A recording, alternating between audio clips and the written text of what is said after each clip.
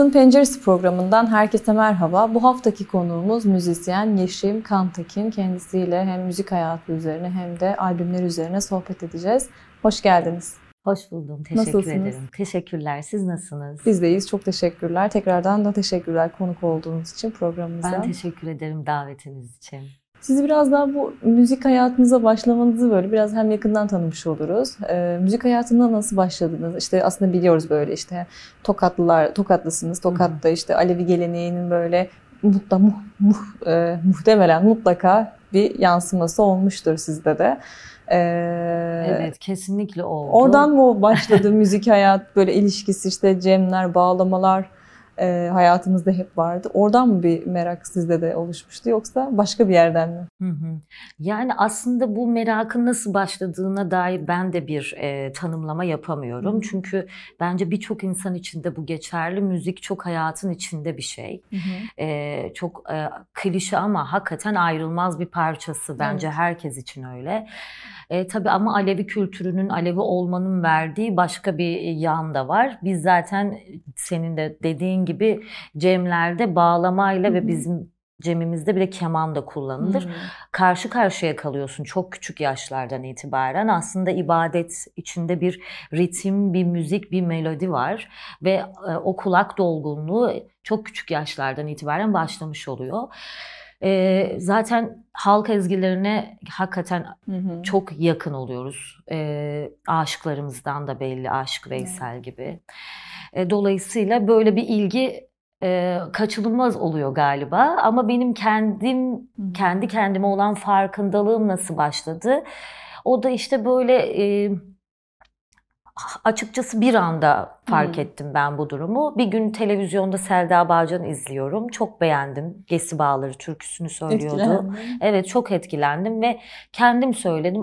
Galiba ben şarkı söyleyebiliyorum dedim. Ve öyle bir hikaye başladı aslında. Sonrasında tabii yer yer sekteye uğrayarak devam etti. Şimdi hala devam ettirmeye çalışıyorum. Peki takriben mesela ne kadar zamandır böyle müzik hayatınızda var diyebilirsiniz? Yani ne kadar yıl oldu? Uzun bir zaman çünkü. Yani müzik hayatımda hep vardı. İşte şarkı söylemeye başlıyorum artık dediğiniz andan itibaren. Tabii kesintiler oldu dediğiniz gibi. Evet. Aslında işte çocukluğumdan beri türküler, şarkılar söylüyorum. Hemen ortaokul, orta birde falan bir defter oluşturdum zaten. Türkü defteri yaptım. Türküleri yazdım tek tek. O zaman tabii sosyal medya bu kadar yok, değil. Evet, radyolardan. Sözlere ulaşmak değil mi? O zaman biraz daha zor muydu? Tabii. Şarkı sözlerini işte bulmak belki. Dinleyip kaydediyorduk, öyle yazıyorduk. Yani Google'dan araştırıp bulmak gibi bir şey söz konusu değildi. Ama keyifli oluyordu tabii. Orada mesela birçok arkadaşımın kendi el yazısı da var. Şimdi baktığımda o insanların hem el yazıları, oradaki anılarım canlanmış oluyor. Hem de o dönemime dair böyle bir anı çemberiyle karşılaşıyorum. Bu anlamda beni çok mutlu ediyor açıkçası. Bir hatıra defteri gibi benim türkü defterim bana aynı zamanda. Böyle başladı ama böyle benim kendimi başka insanlarla, yani işte ben müzikle uğraşıyorum, müzik yapmak istiyorum gibi deme hikayelerim çok geç başladı. Üniversiteden sonra. Aslında üniversiteyle birlikte böyle bazı çeşitli sosyal etkinliklerde tabii ki türküler söylüyordum ama daha profesyonel anlamda çok yeni diyebilirim. Yani mesela şarkı kayıtlarına aslında çok yeni başladım. Bir anonim türküyle başladım. Balkan türküsüyle, elinde Kirez Dalı. Pandemi öncesiydi ve pandemi sonrasında da kendi şarkılarımı. Profesyonel olarak kayıt alma sürecinin aslında yeniler. Aslında çok yeni başladı. Evet, onun öncesinde konserler, sahneler elbette oluyordu. Şimdi daha iyi halde olduğumu düşünüyorum. Umarım daha da güzel olur. Umarız biz de yolunuz açık olsun diyelim bu anlamda. Teşekkür ederim. İşte şeyden bahsetmiştiniz aslında, bu yani müziğin böyle işte hayatımda hep vardı. Hep böyle gerçekten işte hikayemin içerisinde bir yerdeydi. Üniversitede ya da işte mesela bu alana dair yönelmek istediniz mi? Genelde böyle işte işte bir yerde doğup büyüdükten sonra özellikle bizim gibi işte Türkiye'de yaşayan insanların ya da işte farklı işte Orta Doğu'daki insanların böyle işte ne yazık ki bu alana erişmesi biraz hem zor oluyor. İşte müzik okumak, böyle bir hayaliniz var mıydı yoksa? Evet, çok güzel bir soru sordun. Çok teşekkür ederim. Bence çok önemli bir mevzu çünkü bu. Evet ve ben hala bunu biliyorum. Yani İstanbul'un varoşlarında, daha doğrusu Anadolu'da birçok insanın aslında içinde başka şeyler var, yapmak istedikleri. Hatta buna değinmek istiyorum. Tabii, buyurun. Ve kadınsanız da o duyguları bastırmak zorunda kalıyorsunuz. Yani benim mesela çok uzun yıllarım aslında böyle geçti. Ben bir yerlerde, içimde çok derinlerde bir yerde şarkı söylemek, beste yapmak, söz yazmak gibi şeyler vardı ama bunu kendime dahi itiraf edemiyordum. Yani öyle derinlerde çok bastırma ihtiyacı hissediyordum. Çünkü üniversiteden mezun oldum, hemen işe başlamam gerekiyor. Yoksul bir ailenin çocuğusun, ötekileştirilen bir yerdesin, hayat içinde ve kadınsın gibi bir sürü aslında nedeni var bu meselenin ve ben bunun hala tabii ki devam ettiğini Kesinlikle, görüyorum, evet. Ne yazık ki. hissediyorum. Keşke bir araya gelebilme ihtimallerimiz artsa da bu arkadaşlara motivasyon ve o yapabilme özgüvenini keşke hep beraber sağlayabiliyor olsak. Bence bu çok etkili. Benim geç başlamış olmamda da bence çok etkili. Elbette isyan etmiyorum. Demek ki herkesin bir zamanı var. Einstein haklı olabilir. Yani hepimizin bir zamanı var muhakkak. Ama yani sanatın, yani nasıl ekonomik adaletin Kesinlikle, evet. bütün insanlara Bir ilişkisi varsa sanatın da ulaşılabilirliğinin eşit düzlemde, adil düzlemde olması gerekiyor. Buna çok inanıyorum ve umarım bir gün öyle bir dünya gerçekten yaşanır. Evet, çünkü baktığımızda hali hazırda işte İstanbul'da yaşıyoruz mesela ve İstanbul'un içerisinde bile işte konsere gitmek istiyorsak işte belli ilçelerdekiler, işte Kadıköy'de, Taksim'de ise işte daha ulaşılabilir ama işte farklı semtlere baktığımızda ne yazık ki buralarda kültür sanata dair hiçbir şeyin, hatta neredeyse bir sahnenin olmadığını gözlemliyoruz. Hala burada bile mesela koca bir şehrin yapısında bile bir konsere, bir tiyatroya gitmemiş bir sürü insan. Sınıfsal ayrım söz konusu. Çok haklısın gerçekten. Bir de maalesef şöyle bir durum var.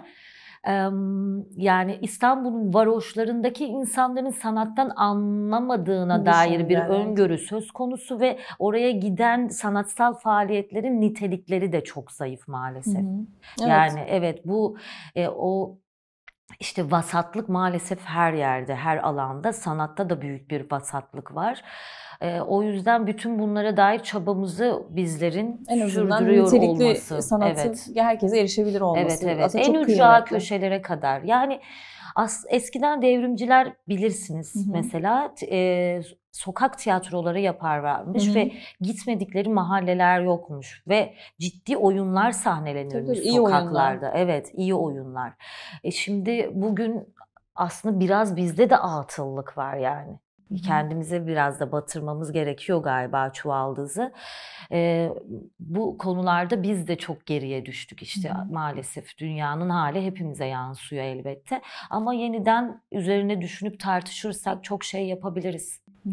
Muhakkak. Tabii yani aslında bir yanıyla da işte bir tık böyle işte sosyal medyanın belki varlığı bunları böyle ulaşılabilirliği farklı bir noktaya da getirebiliyor. İşte daha hızlı belki dinleme fırsatları bulabiliyor insanlar ama tabii ki canlı bir şekilde izlemenin ya da o işte aslında sanatın öyle bir yanı var. İşte buluşmak, yan yana gelmek, yan yana gelmenin de aslında başka bir şey yarattığı. Evet, işte birbirine dokunmak gibi durumları da işte beraberinde getirmesi çok kıymetli bu anlamda.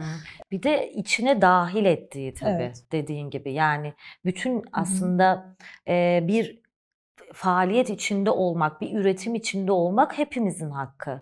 İyi veya kötü bunu tartışmıyorum. Elbette sonrasında bakarsın, niteliğini tartışırsın ama bence işte Bağcılar'daki, Esenyurt'taki, Esenler'deki çocukların da bir tiyatro üretiminin içinde olması onların da hakkı ve bu perspektiften bakarsak bence işte o zaman sanatsal alanlarımız da epey genişler gibi düşünüyorum.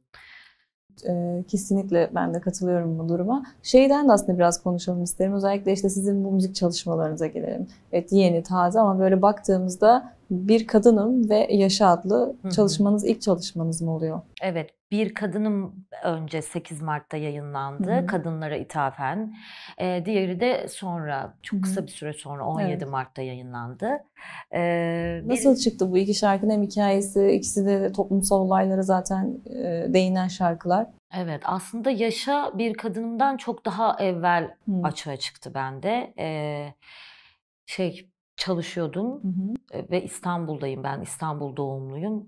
Doğma büyüme de buralıyım ve işe giderken 3 vasıta değiştiriyordum. Ve çoğunlukla da iş yerlerine gitme maceralarım böyle oldu. Bütün yaşayanlar gibi aslında. Ben metrobüs ve minibüs yapıyordum.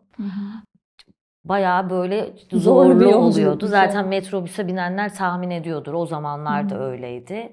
10-15 yıllık önceden bahsediyorum tabii. Dolayısıyla bir de yaratılış itibariyle mi diyeyim, aslında varoluşçu bir yerden hayatı ele almaya başladığınızda bütün her şeyi sorgulamaya başlarsınız ya. O sorgulamalar işte bir noktaya taşır sizi. Hayatta neredesin, nerede duruyorsun, ne yapıyorum, ne yapıyorsun, ne olacağım? Evet, ne yapmak istiyorsun, sen nesin yani? Böylesi sorgulamalar yaşadığım yıllar oldu, evet, yıllar içerisinde. Aslında onun bir ürünü diyebilirim Yaşa. Ben karamsar bir insandım. Çok karamsar biriydim. Şimdi öyle görünmüyorsunuz. Hiç öyle değilim artık, evet. Ve şeyde de mesela bu anlamda biraz zorluyorum kendimi. Hem pesimist bir yanım var, hem karamsar bir tarafım var. Ama şarkı yaparken, o sözleri yazarken kendimi buna zorluyorum. Bak, bir ışık görmen lazım. Çünkü hep bir ışık var ya böyle bir yerden, hiç ummadığınız bir yandan hakikaten bir ışık çıkıyor. Yani bir şey doğuyor ve o şarkıyı da öyle bitirmek istedim. Yani hey insan, bir kendine gel, bak yani yolun sonunda ışık var. Böyle bir hikayesi var bunun. Bir Kadınım ise pandemi zamanında oldu. Hem duyduğum haberler beni çok etkiledi. Kadınların maalesef daha da işte kapalı kapılar ardında yaşadıkları patriarkal sorunların, aslında o ev içindeki meseleler İkinci kez, evet, pandemiyle birlikte daha da gündem olmaya başlamıştı. Ve savaşlarda, ekonomik meselelerde, ne yaşanırsa yaşansın, kadınların işte o dezavantajlı halleri hep açığa çıkıyor. Biraz o meseleyi dert edindim ve kendim de zaten işsiz kalmıştım. 5 kuruşum yoktu.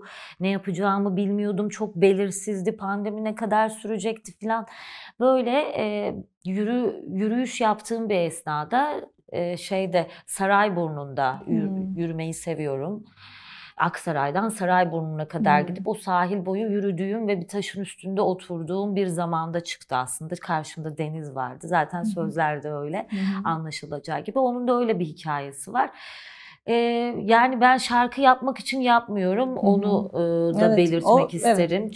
Hani ben böyle bir şey yaşadım, şarkı yapayım gibi olmuyor ama gerçekten çok içimden gelerek oluyor. Mesela çok uzun zamandır hiçbir şey çıkmıyor benden. Çünkü galiba içimden gelmiyor.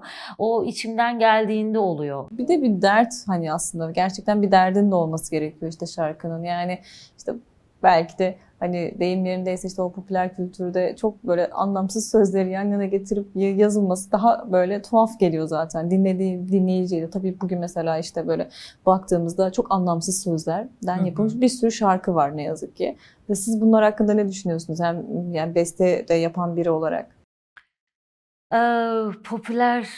Popüler kültür. Müziği özellikle mesela işte siz mesela düşünüyorsunuz, işte bir şeyler yaşanıyor. Pandemide işte kadın sorununu dert edinmişsiniz, işte kendi yaşantınızdan yola çıkmışsınız o şarkı sözlerini yazarken. Ama bir yandan da böyle çok böyle tuhaf sözlerin, özellikle uzun bir zamandır, çok uzun bir zaman değil gerçi, birkaç yıldır böyle tuhaf sözlerin, yine aslında baktığımızda kadını da böyle bir yanıyla metalaştıran, cinsel obje çeviren bir sürü söz var böyle.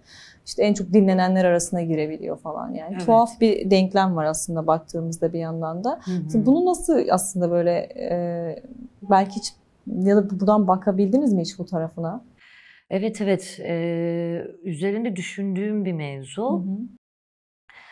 Açıkçası ben bunu piyasa ilişkilerine dayandırıyorum. Yine işte meta, kullanım değeri, değişim değeri gibi ilişkilenmeler. Yani her şeyde olduğu gibi sanatta bundan payını alıyor. Yani piyasa değeri varsa, piyasa değerini oluşturan dinamikler de zaten ortada belli. Dolayısıyla şarkılar çok daha çabuk tüketilebilen ve aslında hap gibi yani. O an insanların içindeki haleti ruhiyesini bir anda böyle yükseltip hap gibi atıp kullandığı, sonra unutup çöpe attığı bir hale alıyor. Bu da kapitalist dünyada, hatta kapitalist yani neoliberal dünyada kaçınılmaz bir şey aslında. Dolayısıyla yadırgamıyorum ben bu durumu. Çünkü evet, bunları yaşıyoruz, gerçekliğimiz bu.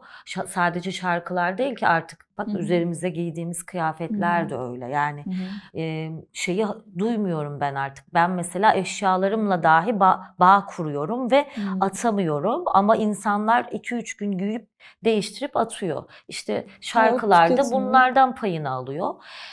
Adorno çok güzel açıklıyor bu meseleleri. İşte bu piyasa ilişkileri artık eski müzik yapma geleneklerimizi de yok etti maalesef. Bence mesela bu daha riskli bir durum. Yani işte o bizim köylerde, evlerde yaptığımız geleneksel müzik yapma anlayışımız var ya, ritüellerimiz vesaire. Bütün bunları da yok ediyor aslında bu kapitalist dünya. Ve ben bunu daha riskli buluyorum. Evet, bu çok önemli aslında. Tabii ki çok köklüler aslında. Hani baktığımızda işte halk ezgilerinin tamamı çok köklü böyle. Unutulması gerçekten böyle zormuş gibi geliyor bize. Ya da hep yaşayacaklarmış, unutulmayacaklarmış. En azından bugün böyle hissediyoruz ama dediğiniz tabii ki uzun vadede aslında bir kaygı yaratıyor. İşte müziklerin unutulacak mı? İşte kayıt altında var mı? Bunlar kimler? Anonim ama işte bir yerde arşivi yapılıyor. Tabii ki bunun için bazı kurumlar var. İşte MESAM var, başka kurumlar falan var ama işte ne kadar yeterli olacak? Aslında dediğiniz kaygı da bir yanıyla kendi kendine barındırıyor. Evet, evet. Bir de işin tabii diğer yanıyla da çok bizim açımızdan da çok sıkıntı yaratıyor. Çünkü çok fazla üretim yapan insan var ve bunun artık PR çalışması olmadan olmuyor. Ve bizi de bu ilişkilenme biçimine zorunlu kılıyor maalesef. Yani mesela bana sorarsan eğer en çok zorlandığım mevzu bu. PR çalışması meselesi. Ve ki yapamıyorum da zaten yani belli olduğu üzere. Dolayısıyla orada bir sıkışma farklı yaşıyor bir piyasa insan. ilişkisi ne yazık ki var söz konusu ve belli gruba açık, yine işte popüler olana açık ama popüler olmayana çok kapalı bir aslında düzenden bahsediyorsunuz galiba. Evet, evet. Orada da işte bir maddi bir değer akıtman gerekiyor. İşte maddi değerden açık söylemem gerekirse para akıtman lazım yani. Yine olay, paran varsa sanat yapabilirsin, yoksa yapamazsın'a varan bir çok böyle iki uçlu bir yere varıyor. Bir de biz artık sosyal yaşamımızda da mesela üreten bir insansın. Haklı olarak bir yerlerden tatmin olabilmemiz gerekiyor, değil mi? Artık de yok, bir araya gelme alanlarımız da çok kısıtlandı. Yani birlikte muhabbet etme, işte meşk dediğimiz meşk yapabilme alanlarımız da çok artık azaldığı için böyle insanı hakikaten depresif bir hale sokabiliyor bence bu durum. Ama çıkmasını beceriyoruz elbette. Ama durum tespitini tabii iyi yapmak lazım yani. Bunları görüp yeni alternatifler, yeni üretimler ve yan yana gelmeyi biraz arttırmak için aslında belki de müziğe belki yine burada biraz daha iş mi düşüyor diyelim. Evet, evet, kesinlikle. Peki aslında siz hani halk ezgilerinden bahsettiniz. Bu sizin de yine için önemli alanlardan bir tanesi. Çok. Hep söylüyorsunuz galiba eserlerinizde, kayıtlarınızda olmasa bile konserlerinizde, dinletilerinizde herhalde halk ezgileri sizin için çok kıymetli. Evet, evet, çok önemli. Bir de Türkiye'de Anadolu'daki yaşamış Çok bütün renkli, evet. halkların Evet. ezgileri, yani Ermenice, Rumca, Kürtçe, Hı hı. Zazaca. Çok renkli ve çok Aha, evet, aslında evet. her şeyi anlatıyor, işte o tarihini, doğasını, yaşamını, Hı hı. toplumunu, gerçekten belki de unutulmaması gereken dinamiklerinden bir tanesi. Evet, evet. Size bunu Tabii, hep tabii. yer vermeniz ayrıca bir kıymetli Bizi gerçekten. var eden bunlar zaten, değil mi? Hı hı. Bu hale gelmemize gerçekten iyi ki varlar, o yüzden bütün o Peki aslında çeşitlilik. biraz da şeyi de konuşalım. Peki, yani bu müzik çalışmalarınızdan genellikle böyle işte birkaç şarkı olunca bir albüme evriliyor ve ortaya çıkıyor. Şimdi en son yaptığınız bir çalışma var. Aslında bu bahsettiğim 2 şarkı single olarak Evet. çıktı. En son evet çıkan 3 tane şarkım var. Mini bir albüm olarak Hı çıktı. hı. Onun da mini bir albüm olarak çıkması aslında bir konu bütünlüğü vardı. Evet. Giriş, gelişme, sonuç gibi. Hı hı. Orada bir döngüyü anlatmaya çalıştım Hı ben. hı. Hayat Hı döngüsünü, hı. yeniden var olma Evet. meselesini. İşte ilk şarkı bekleyiş, aslında bir Hı hı. bekleyiş halinde geçiyor. Ağaç kökleri. Diğeri Yaprak Oldum, ölümü anlatıyor aslında. Çok ritmik, Hmm. 9-8'lik bir şarkı ama ölüm teması var. Üçüncü de yeniden var olma. Aslında orada ben biraz şamanik köklerime gittim. Hmm. Yani Alevi felsefesinden çok etkilendim bu Evet. arada o şarkıları düşünürken. Hı hı. Kadın olmaktan ve doğanın kendisinden, ağaçlardan çok etkilendim. O temayla yapmış olduğum şarkılar onlar da. Hı hı. Çok seviyorum şarkılarımı ya. Kimse Güzel ama dinlemese zaten de evet, benim niye için ya? çok güzel, çok Aslında keyifli. yani işte burada dinlenme sayısının çok aslında bir şey belirlemediğini belki yeniden konuşmakta da fayda var. İşte genellikle insanlar da öyle yaklaşıyor ya, belki size bile öyle hissettirmiş. Tıklanma üzerinden değil halbuki, yani belki işte bir şarkıyı 10 kişi dinlese ya daha çok fazla insan dinliyordur belki, ama bunu işte ne yazık ki artık sosyal mecra içerisine baktığımızda o tıklanma sayıları belirliyormuş gibi görüntü var. Evet. Öyle değil ama. Evet. Öyle düşünmeyin. Kimse dinlemesini derken biz dinleyeceğiz mesela bugün bir tanesini. Artık hangisini söylerseniz. Peki işte bu mesela o noktada da ben ne düşünüyorsunuz bilmiyorum da, bu işte tıklanmalar aslında baktığınızda ne yazık ki şey gibi görünüyor. O şarkı çok tıklanmışsa harika bir şarkı, işte çok iyi bir şarkı, ama öyle değil aslında baktığımızda. Yine de popülerleşen ya da işte yine o sosyal mecraların birbirini övdüğü, büyüttüğü, abarttığı bir nesneye çeviriyor aslında o üretimi kendisinde. Evet. Yani bu ayrıca böyle yapılan şarkı iyi bir şarkı da olabilir. Evet. Fakat diğer iyi olanları elage ediyor ve yok saymış oluyor. Bu biraz işte çelişkili bir hal. Bunun için de bence eskiden de böyleydi. 90'lı yıllarda da böyleydi. Ben en azından o süreci biraz yaşamış birisi olarak. Hakikaten ilgili olmak gerekiyor galiba. Yani mesela ben hatırlıyorum, böyle didik ederdim. İşte arkadaşlarımdan böyle bütün müzik listelerini alırdım. Bir sürü listem böyle, ya benim için bir sandıktı yani. Bir de manuel, elle yapıyorsunuz bunu. Evet, tabii yani hard diskleri atardık, biz onları tek tek dinlerdik, gruplandırırdık, listelerdik vesaire. Ciddi emek isteyen mesele. Bir dinleyicinin ciddi ilgisi varsa bence oralara gire çıka, çünkü buluyordur. biraz zihin gibi katman aslında. O katmanları en alt katmana kadar inebilmeyi göze alması gerekiyor dinleyicinin. Kolay değil, evet, kabul ediyorum. Yani bunu göze alması lazım dinleyicinin. İşte bu kullanat meselesinden ötürü maalesef böyle bir dinleyici tabanı da çok kalmadı. Evet, var. Kesinlikle bunu reddetmiyorum ama işte o 90'lı yıllardaki gibi değil. Yani bu arada 90'lı yıllar beni çok besledi. Oradaki bütün müzisyenlere çok böyle müteşekkirim. Yani hala çok iyi insanlar var, çok iyi müzik yapan insanlar var. Ya işte biraz böyle çaba, hani emek, çünkü her şey çok gerçekten büyük bir emek emek. aslında. Evet, dinlemek de, iyi bir dinleyici olmak da bence kolay bir şey değil. Kesinlikle. Öncelikle iyi bir dinleyici olduğumu söylerim ben mesela, belki müzisyenlikten öte. Çünkü şu an şarkılarla ilgili kendim hüküm veremem. Ama ben iyi bir dinleyiciyim. Bu diyorum. da işin bir parçası belki de aslında baktığınızda. Peki konuştuk mesela işte halk ezgileri söylüyorsunuz, dinliyorsunuz, çok seviyorsunuz kesinlikle. İşte çok dilli de yine müzik söylüyorsunuz. Bu da sizin için çok kıymetli bir nokta. Ama bir baktığımızda bütün şarkılarınızı, özellikle işte albüm yaptığınız şarkıları kendiniz yazmışsınız. Bu da çok kıymetli aslında belki de. En kıymetli işlerden bir tanesi de bu, çünkü yeni bir şeyler üretmiş oluyorsunuz aslında baktığımızda. Bugün böyle bugünden bir tık bakıldığında bu çok böyle tercih edilmeyen bir yerde de duruyor. İşte eski şarkıları böyle coverlamak Evet, söyleniyor. Evet, çok güzel kesinlikle, ama yeni şarkılar ve yeni üretimlere de ihtiyaç var. Evet, haklısın. Bu da belki de gerçekten hani elinize sağlık diyelim. Teşekkür ederim. Ben o konuda biraz çelişkiliyim. Acaba biraz aceleci mi davrandım diye, ama ya böyle aktı, böyle de devam ediyor. Herhalde hayatın, evrenin bir bildiği vardır. Evet. Yavaş yavaş da programımızın sonuna geliyoruz bu arada. Ay, ne güzel, evet, zaman ama hızlı ne güzel akıyor. hızlı aktı. Evet, yani çok teşekkür ederim. Çok Ben de güzel çok bir teşekkür sohbetti. ederim. Şeyi de sormak isterim. Var mı şimdi halihazırda böyle bekleyen, ya şunu da yazmak istiyorum, şöyle bir şarkı da var mı dediğiniz, ya da bir albüm çalışması var mı önünüzde?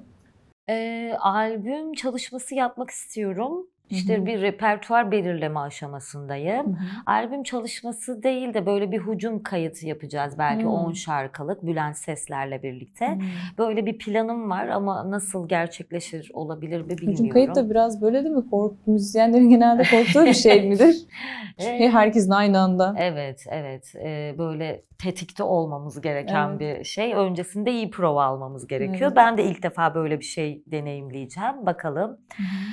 İşte o şarkılar işte bu telif hakları meselesi de var. O biraz bizi de yoran bir mevzu. Şimdi o telif hakları, hangi şarkıyı okuyabilirim, edebilirim gibi o aşamadayım, yani onun belirleme aşamasında. Bir de yine kendi yazıp bestelediğim bir şarkı var. Aslında epey oldu, onu da kaydını yaptık. Hatta bir klibi bile var, ama henüz yayınlamadım. Ne zaman yayınlayacağımı da bilmiyorum. Böyle hali hazırda böyle şeyler düşünüyorum. Tabii ki çok planladığım mesele var. Bir taraftan da aynı senin gibi işte bir kültür sanat programı yapıyoruz Cihat Hekimoğlu ile birlikte. Böyle akıyor. Güzel. Evet, Yoğun ve güzel aslında. Evet. Biz de umarız ki yeni albümlerinizde yeniden konuk alırız sizi diyelim. Bir de var mı eklemek istediğiniz son olarak bir şeyler? Eklemek istediğim, böyle bir program yaptığınız için ben teşekkür ederim. Yer verdiğiniz için Biz de. de teşekkür ederiz katıldığınız için. Çünkü bahsettiğimiz meselenin aslında sonuç cümlesi bu oluyor. Bize alan açmış oluyorsunuz. Bu alanlarda kıymetli hepimiz için ve sizleri tanımak da öyle. Teşekkür ederim. Emeği geçen herkese çok Biz sağ de olun. çok teşekkür ederiz. Sanatın Penceresi'nin bu haftaki konuğu müzisyen Yeşim Kantekin'di. Kendisine programımıza katıldığı için çok teşekkür ediyoruz ve sözü, şarkıyı ona bırakıyoruz. Uyanırsın, güneş yok, yüzüne çarptın su zift gibi. Uyanırsın, güneş yok, akşamdan kalma kuş sesi, o da yok. Annenin sesi bir kabus gibi, bir lokma ekmek, apartman yankısı, ayak sesi. Koşar adımlarla yürü, yetişemezsin. Işığımız bitmesin.